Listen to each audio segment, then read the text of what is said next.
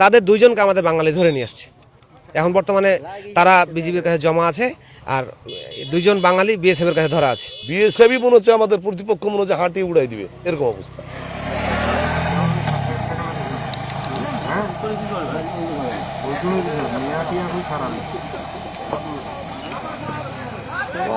চলতেছে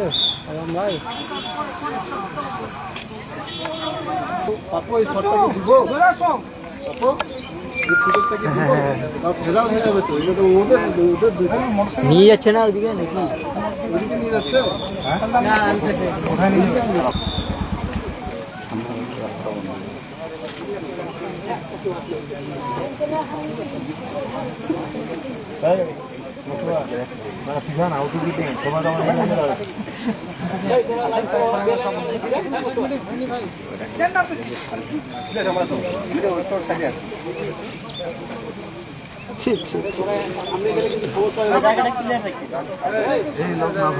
রাস্তাটা ছেড়ে দেন তো স্টার্ট দিছে ভাই। আপনি ওই পাশে ওইখানে থাকেন, আপনি খালি ওই পাশে সরে যান। হ্যাঁ ঠিক আছে, একটা আসতেছি তো ভাই রাস্তা ক্লিয়ার করুন।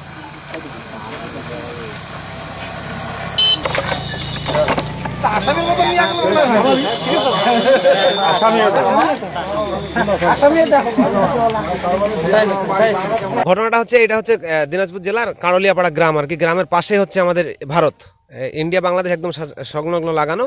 এখানে আমাদের ধান কাটতেছিল বাংলাদেশ কৃষক, তো ওই জায়গাটাতে একটু পানি ছিল। পানি থাকার কারণে একটু উঁচু জায়গায় ধানটা মাড়ার জন্য নিয়ে যখন গেল, পরবর্তীতে আপনার কিছু বিএসএফ আসে এদেরকে ঘেরাও করে দুইজন বাঙালিকে ধরে নিয়ে যায়, কৃষককে, ধান কাটা লোককে। তো এবং পরবর্তীতে আমাদের বিজিবি আসে, খবর পেয়ে বিজিবি তাদের কাছে মিটিংয়ের জন্য যায়। মিটিংয়ে বলে, তারা মিটিংয়ে তেমন কোনো প্রতিশ্রুতি দেয়নি, তারা বলছে আমরা পরবর্তীতে জানাচ্ছি। এখন পর্যন্ত বিজিবি এখানে আছে এবং ইন্ডিয়ান কৃষকও এদিকে ধান মারতে এবং ধান কাটাই করতে আসে। তাদের দুইজনকে আমাদের বাঙালি ধরে নিয়ে আসছে। এখন বর্তমানে তারা বিজিবির কাছে জমা আছে, আর দুইজন বাঙালি বিএসএফ এর কাছে ধরা আছে। টানা সপ্তমবারের মতো বেস্ট টিস্যু পেপার ব্র্যান্ড হিসেবে স্বীকৃতি পেয়েছে বসুন্ধরা টিস্যু। এখন পরবর্তীতে আমরা চাচ্ছি যে এটা সুষ্ঠু সমাধান, কারণ আমরা বর্ডারে থাকি। এরকম উগ্রভাবে যদি যখন তখন বাঙালি ধরে নিয়ে যায়, এটা মানে খুব আমাদের জন্য ভয়ঙ্কর ব্যাপার। গ্রামের লোকও খুব দুশ্চিন্তা করছে। তো আমরা দ্রুত চাই যে আমাদের দুজনকে ফেরত দেওয়া হোক। বর্ডারের ধারে আমাদের বাড়ি, বহুত আতঙ্কে আমরা বসবাস করি। তাহলে আমরা এখন কি করব? আমাদের চলাফেরা তো গরু ছাগল, আমরা জিরো লাইনের মধ্যে আমরা যাতায়াত করি, সবসময় আমরা ভয়ভীতির মধ্যে থাকি। তাহলে আমরা এখানে কিভাবে আমরা বসবাস করব? আমাদের আবাদ সাবাদ সব জিরো লাইনের পাশে, আমাদের বিরল থানার দক্ষিণ সীমান্তে আমাদের বাড়ি। আবাদ সাবাদ করা আমাদের বহুত অসুবিধা। আমাদের মধ্যে যদি এরকম বিয়ে সেবা আমাদের জ্বালা যন্ত্রণা করে, হুট করে এরকম প্রায় এখানে আসে আমাদের এখানে, তাহলে আমরা এখানে কিভাবে আমরা বসবাস করব? এটা একটা বিরাট আমরা আতঙ্কের ভিতরে আছি আমরা। এটা আমরা আপনাদের অভিযোগ করতেছি যে আমাদের এই বিষয়ে এটা কি করা যায়।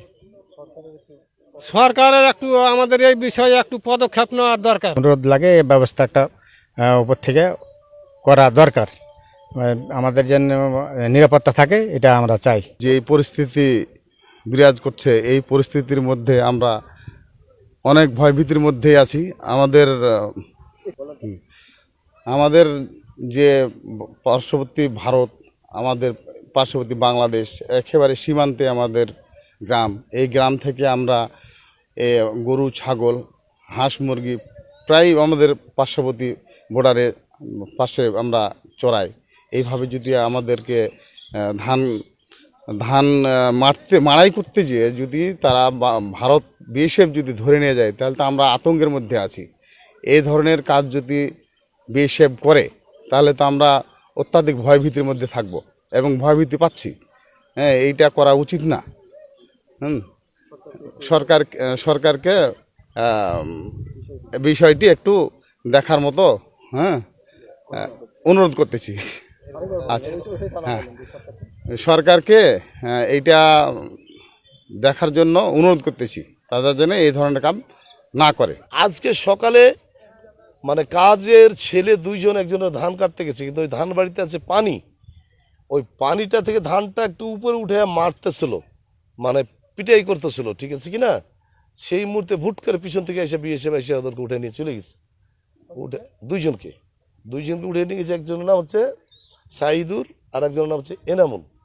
পরবর্তীতে জনতা ক্ষিপ্ত হইয়া আবার ভারতীয় দুজনকে আটকাছে, একজনের নাম অবিনাশ আর একজনের নাম হচ্ছে ক্ষিতীশ।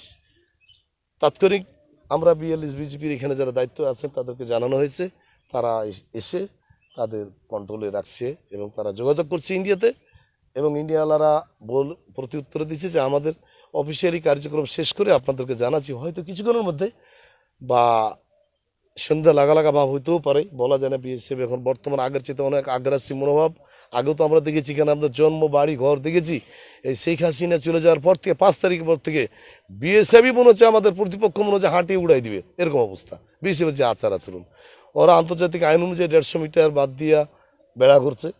তার মধ্যে এই আমাদের কিছু জায়গা ওইদিকে ঢুকে গেছে, নোনা নদীর পিছনে কিছু ভাঙা হয়েছিল। পরবর্তীতে এখন ওনারা ওনাদের অফিসিয়াল যে কার্যক্রম আছে এই সমস্ত শেষ করে আমাদের বিজেপিকে জানাবে, আর জানার পরেই তখন এইটা রদবদল হবে, ফেরত দেওয়া নেওয়া করবে আর কি।